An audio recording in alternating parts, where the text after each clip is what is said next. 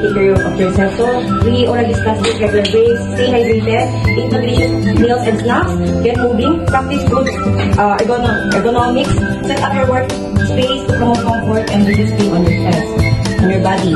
So, move around to prevent muscle fatigue and discomfort. So, meaning we have to do sometimes stretching, exercise, small walks, right?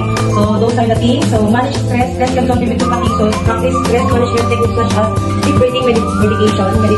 Those are the things that we can relax to avoid the stress. So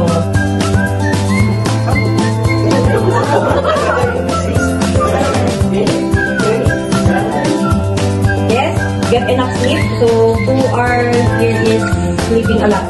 How many hours is your sleeping room? 6, 7? Same.